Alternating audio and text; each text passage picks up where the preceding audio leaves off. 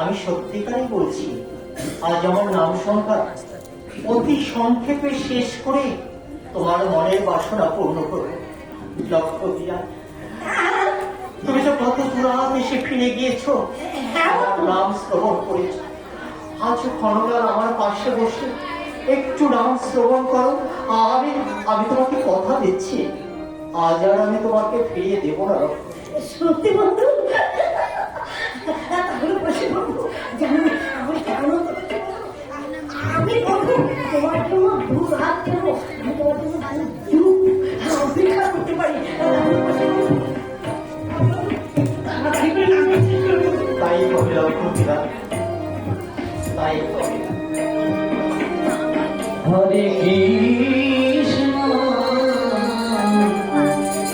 হরে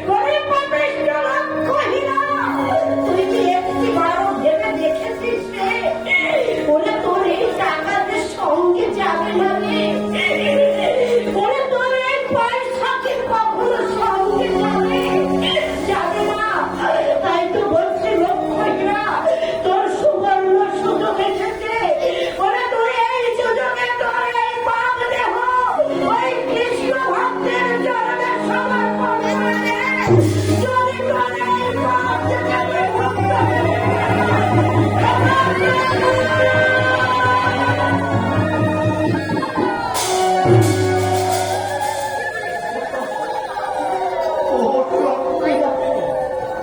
তুমি তুমি আর রোদন করো না।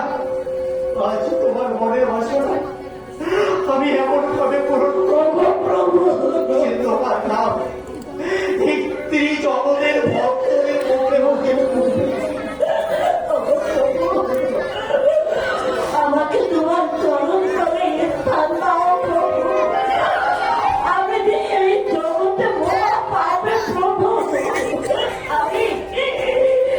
আমি যে ওই নরকে পড়ে আছি প্রভু।